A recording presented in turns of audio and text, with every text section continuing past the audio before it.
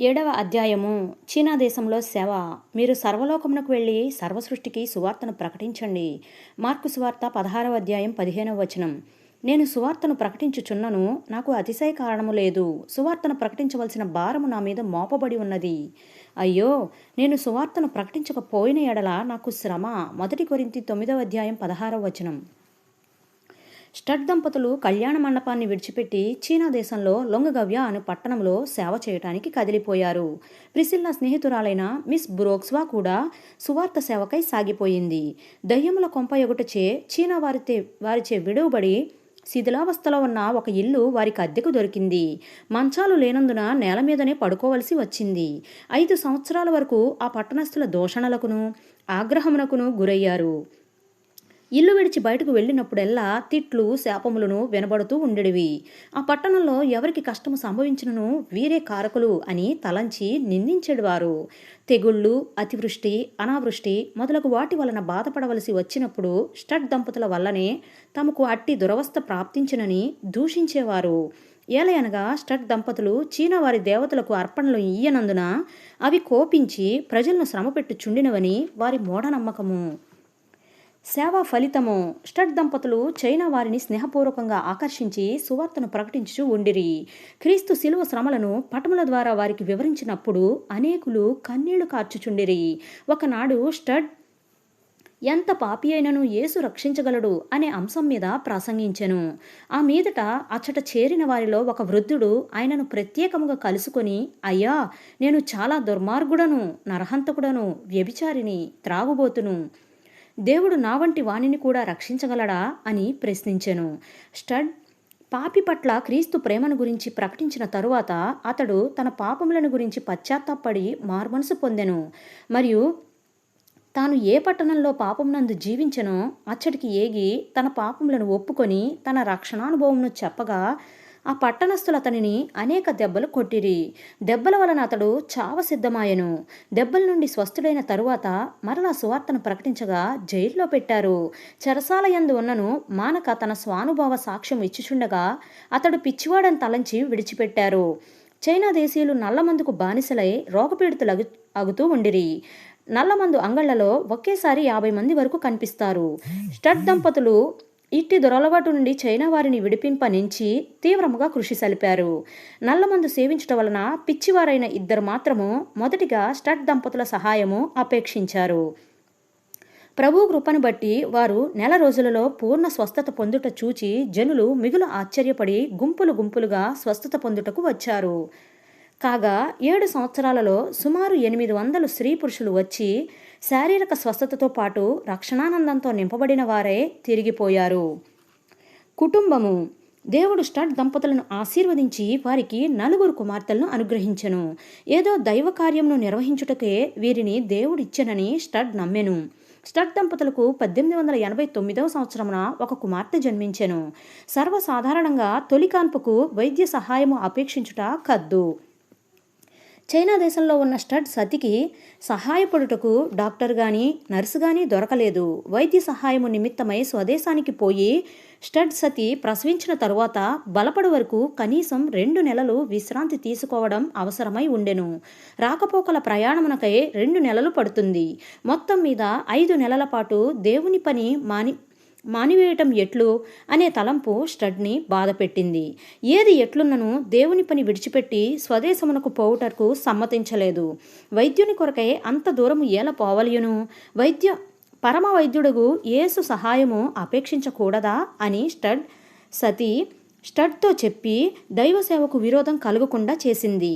సువార్త సేవకు రాక పూర్వము క్వీన్ చార్లెట్ చికిత్సాలయంలో వైద్య తర్ఫీదు పొందినది అగుటచే తనకు తానే వైద్య చికిత్స చేసుకోగలిగింది.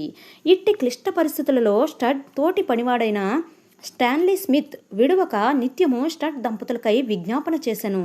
కాగా ఆశ్చర్యకరుడగు దేవుడు ఆమెను కాపాడి ప్రసూతి అనుగ్రహించెను. పరమ వైద్యుడగు యేసు వారి గృహ వైద్యుడుగా ఉండెను. తన మొదటి కుమార్తెకు గ్రేస్ అనే పేరు పెట్టెను. గ్రేస్ అనగా కృప. 2వ కుమార్తె డోరతీ అనగా స్తుతి. 3వ కుమార్తె ఎడిత్ అనగా ప్రార్థన. 4వ కుమార్తె పాలీనా అనగా సంతోషము. ఆడపిల్లలను కీడుగా ఎంచి వారిని చంపివేయుదురు.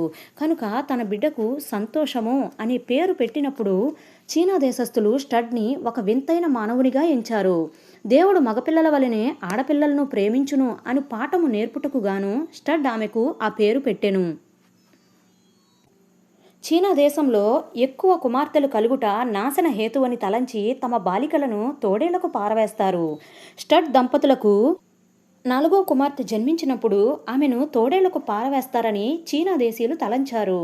కానీ అట్లా జరగనందున చాలా ఆశ్చర్యపడ్డారు. ప్రభువు నాకు దయచేసిన కుమార్తెల ద్వారానే నేను ఆయనను స్తుతించదనని చెప్పి స్టడ్ తన 4వ కుమార్తెకు పాలీనా అనే పేరు పెట్టెను. బాలింతయగు స్టడ్ సతి కాయిలా పడి బాధపడుతుండినప్పుడు అనేకులు మీరు మీ స్వదేశానికి వెళ్ళిపోవడం మంచిదని సలహా ఇచ్చారు. కానీ స్టడ్ దంపతులు దేవుని సెలవు లేనిదే ఆయన పని విడిచి వెళ్ళలేమని బదులు చెప్పి పరమ వైద్యుడగు దేవుణ్ణి ప్రార్థించారు. ప్రభువు వారి ప్రార్థన ఆలకించి మరణశయ్యపై ఉన్న స్టడ్ సతిని స్వస్థపరిచెను. స్టడ్ దంపతులకు 5వ కుమార్తె జన్మించి కొద్ది దినములలోనే మరణించింది. కుమార్తె మరణ కాలమందు స్టడ్ ఇంటి వద్ద లేడు. ఈ దురవస్థలో ఆమె దేవునితో ఈ కింది నిబంధన చేసుకొనెను. సువార్త సేవలో నన్ను అభ్యంతరపరిచడి ఎట్టి దుఃఖ పరిస్థితికైనను నా జీవితంలో తావీయను. నా భర్తను అధైర్యపరచునట్లు ఒక్క కన్నీటి బిందు అయినను కార్చను. స్టడ్ తిరిగి ఇంటికి చేరినప్పుడు తన భార్య ఒక్క కన్నీటి బిందువైనను రాల్చుట చూడలేదు. విశ్వాస పరీక్ష. స్టడ్ దంపతులు $5 $75 సంసారమును ప్రారంభించారు. తన సేవకులు చీనా దేశ మధ్య భాగంలో ఉన్నను వారి ప్రతి అవసరమును తీర్చుటకు సమర్థుడని దేవుడు రుజువు చేసుకొనెను. ప్రభువు ఆశ్చర్యరీతిగా తమ అవసరములను ఎట్లు తీర్చెనో స్టడ్ ఈ కింది విధంగా వివరించుచున్నాడు. మేము చీనా దేశ మధ్య భాగము అందు ఉన్నామనే సంగతి తప్ప మా స్థితిగతులేమియో మా కుటుంబీకులకు తెలియవు. ఒకసారి మా ఇంట్లో భోజన పదార్థాలు అయిపోయినవి. సహాయము వచ్చే మార్గం ఏదియూ కనిపించలేదు. మేము ఉండే స్థలమునకు 15 రోజులకొక పర్యాయము మాత్రమే టపా తెస్తారు. టపా బంట్రోతు తిరిగి వచ్చినప్పుడు సహాయము రానిచో మేము మా బిడ్డలు తిండికి మాడిపోవలసి వస్తుంది. కావున బిడ్డలను నిద్రపుచ్చి మేమిద్దరం కలిసి ఆ రాత్రంతా ప్రార్థన చేయడానికి నిశ్చయించుకున్నాము. మోకరించి 20 నిమిషముల సేపు మా కుటుంబ స్థితిగతులను దేవునికి విన్నవించుకుని మా ప్రార్థన వినబడినని నమ్మాము. నిర్ణయించబడిన దినమున టపా బంట్రోతు మాకు కొన్ని ఉత్తరములను తెచ్చెను. ఆహార పదార్థములు ఏవియూ పంపబడనందున ఒకరి ముఖము ఒకరు చూచుకుంటుమి. ఉత్తరములు అన్నిటిని చింపినను ఏమీ దొరకలేదు. చివరకు ఒక కవరు చింపి దానిని కుదిలించి చూడగా అందు మరొక చిన్న కవరు ఉండెను. అదియు విప్పి చూడగా ఒక చెక్కు దానితో పాటు ఒక ఉత్తరము ఉండెను. ఆ ఉత్తరంపై వ్రాతను చూచి మిగుల ఆశ్చర్యపడితిమి. మేము ఆయనను చూచి ఉండలేదు. ఆయన పేరు కూడా మేమెప్పుడు ఇంతకు ముందు విని ఉండలేదు. ఆయన పేరు ఫ్రాంక్ క్రాస్లీ. ఆయన రాసిన ఉత్తరము ఇట్లున్నది: మీకు 100 పౌండ్లు చెక్ పంపవలసిందిగా దేవుడు నాకు ఆజ్ఞాపించి ఉన్నాడు. నేను మిమ్మల్ని ఎప్పుడు చూచి ఉండలేదు. మీ పేరు మాత్రము విన్నాను. నేను ఈ పైకం పంపు వరకు దేవుడు నన్ను నిద్రపోనీయలేదు. మీకు పైకము పంపునట్లు దేవుడు నాకు ఎందుకు ఆజ్ఞాపించినో నేను ఎరుగను. ఆ విషయము నాకంటే మీకు బాగుగా తెలియనని నేను అనుకొనుచున్నాను. ఈ విధంగా దేవుడు మా అవసరాలన్నిటినీ తీర్చుచూ వచ్చెను. మాకైనను మా పిల్లలకైనను ఎన్నడను ఏ కొదువయూ లేకపోయెను. 1893 సంవత్సరం మార్చి నెలలో స్టడ్ జ్వరపీడితుడాయెను. శక్తి వంచన లేక పరిచర్య చేసినను స్వస్థత చేకూరనందున ఆ దినముననే స్టడ్ చనిపోవునని అందరూ తలంచారు. నాటి సాయంత్రము నూనెతో అంటి ప్రార్థించవలసిందిగా చార్లెస్ స్టడ్ కోరెను. కొందరు మిషనరీలు ఆయనను నూనెతో అంటి ప్రార్థించారు. ఆ రాత్రి 12 గంటలకు జ్వరము పోయి తెల్లవారేసరికి ఆయన స్వస్థపడెను.